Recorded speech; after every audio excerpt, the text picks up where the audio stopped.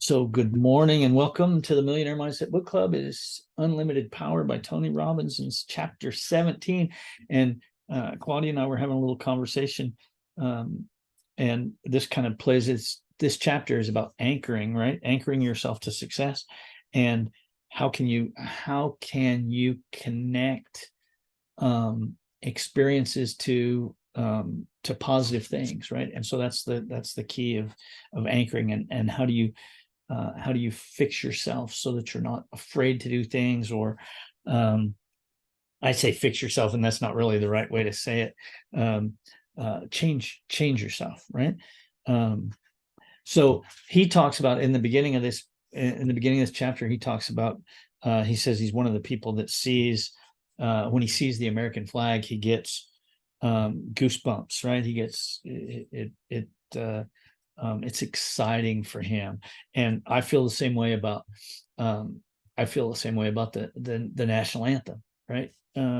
When I hear or sing the national anthem and see the flag going up, it just it's just something super special in my heart. And I consider myself to be a very patriotic person, and spent 20 years plus in the military, and my dad was retired from the Navy. So the military and patriotism have just have been a part of my life forever.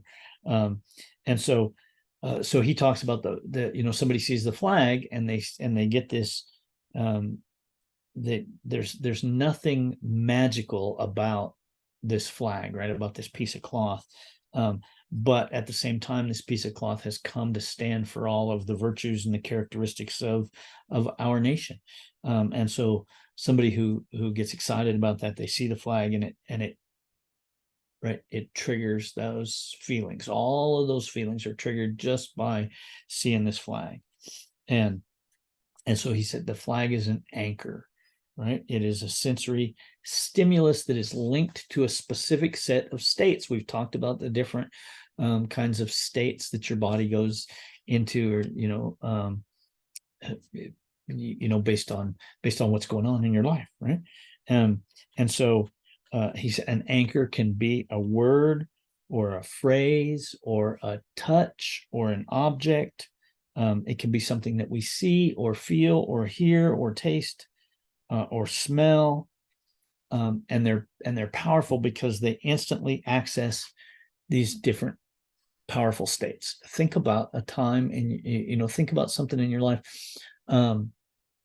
maybe from when you were growing up, right?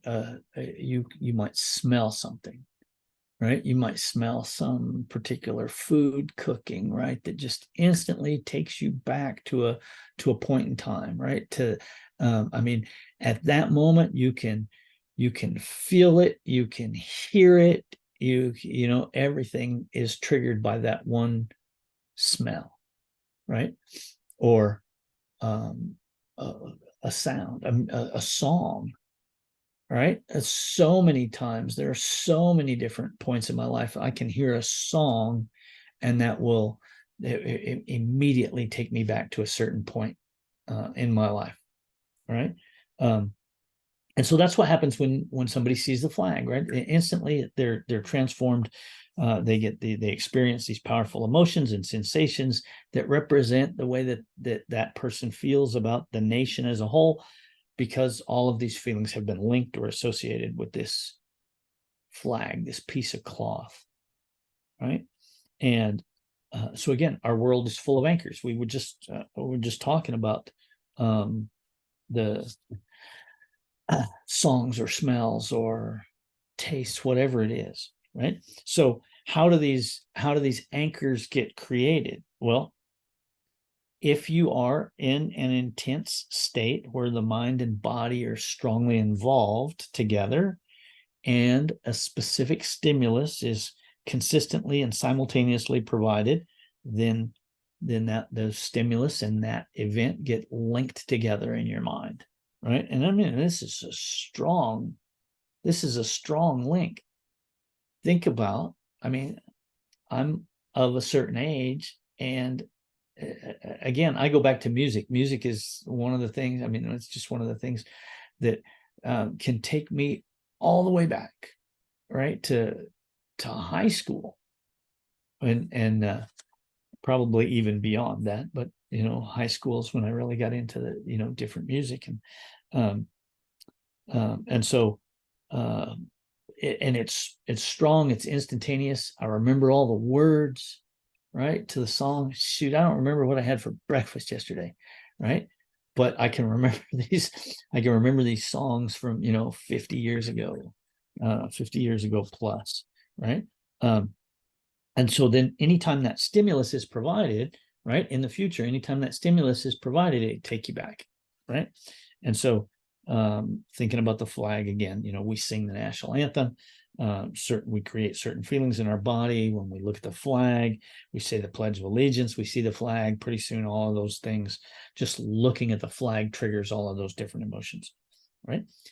Now, on the flip side of that is not all of the anchors are positive emotions. Some anchors are unpleasant, right? After you get a speeding ticket, he says, so this comes from the book. After you get a speeding ticket, you get this sinking feeling every time you pass that same spot, right? And that same spot where you got the ticket.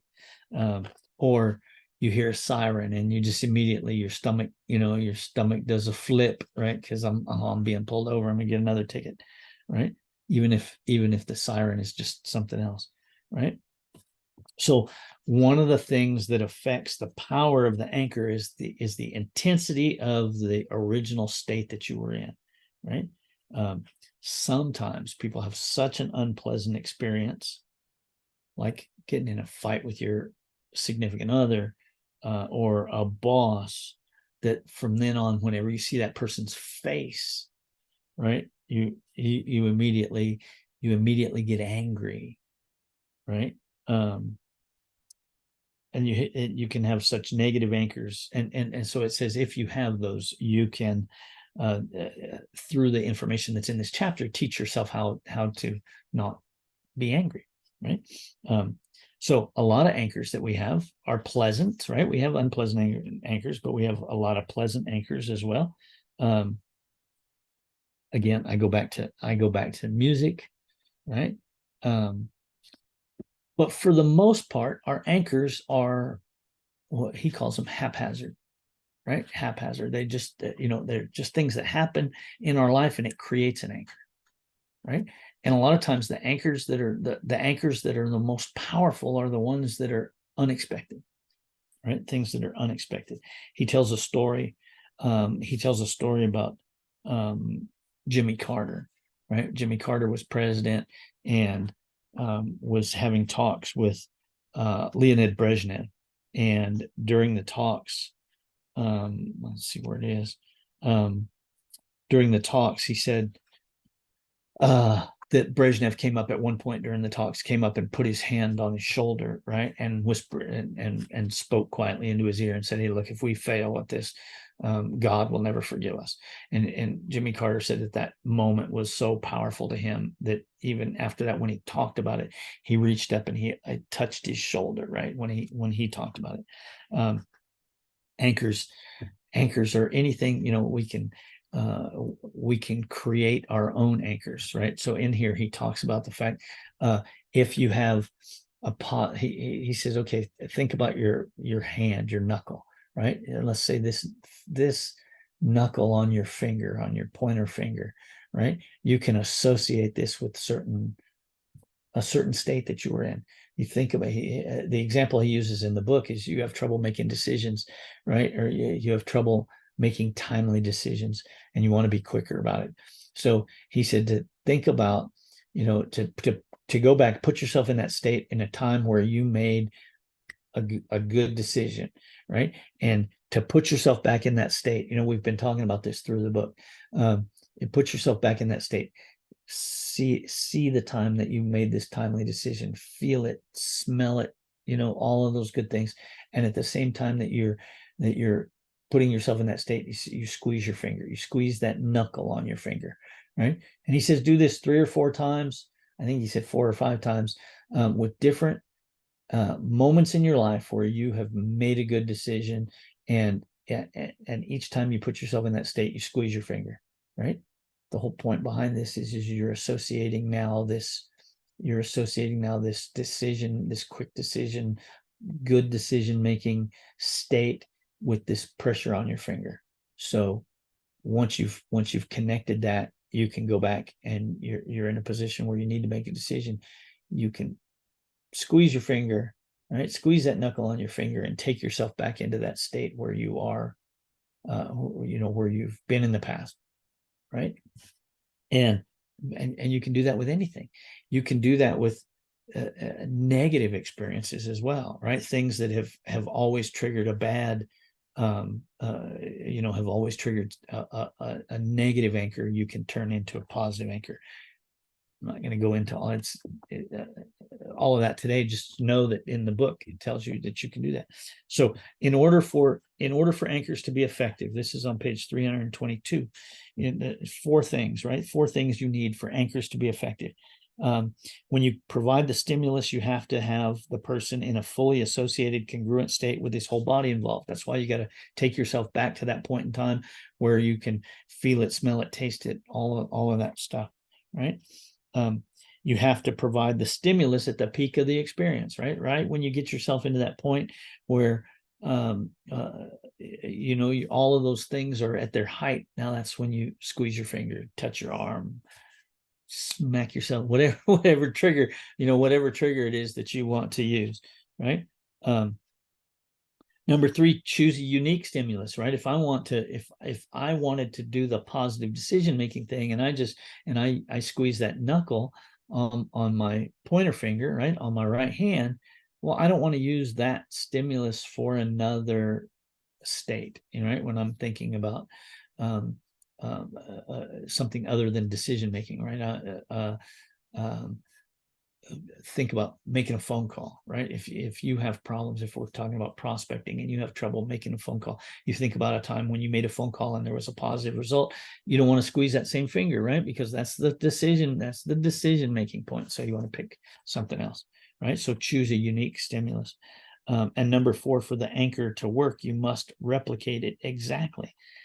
If you put a person in a state and touch their shoulder in a specific spot with a specific pressure, you cannot re-trigger that anchor later by touching them someplace else, right? So it's got to be the same. If your anchoring procedure follows those four rules, Tony Robbins says you will be effective, right? He talks about the firewalk, right? And how they do the firewalk.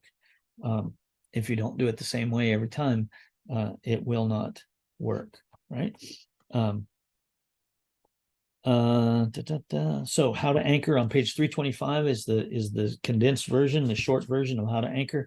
Clarify the specific outcome that you want, the specific outcome you desire to use an anchor for, and the specific state that will have the greatest effect. Number 2, calibrate the baseline experience. Number 3, elicit and shape the individual into the desired state through your use of verbal and nonverbal communication patterns. So I'm saying the things that I need to say to get myself in that state, and you can do this yourself. It doesn't have to be somebody else. And then he says, test the anchor by changing the physiology to break the state and then triggering the stimulus again. The example he used in the book was a young man at one of his seminars who was afraid to talk to women, and through his anchoring, right, of touching this guy on the shoulder when he had him think about a positive experience in his life, when he was confident and all of that, he was able to put this guy in a state where he wasn't afraid, where he didn't have this reluctance to talk to women, right? So on page 326, he talks about setting yourself up with this, putting yourself in this state, and you can certainly do that. This is an exercise for you. Practice putting yourself into the state that you want to be in and anchoring it through a stimulus, right? It can be a pressure point, can be something you see, can be something you smell, whatever the case may be, right? We've all done that. We all know that there are things that trigger us, right? And we can all come up with multiple examples, right? And again, the whole point behind this is most of those triggers, most of those anchors are created haphazardly throughout our lives, right? And so the point is if they can be triggered haphazardly, they can also be triggered intentionally, right? You can create whatever it is you want to do, right? I mean, this takes you back to the modeling. It takes you back through the whole thing we've been talking about through the book.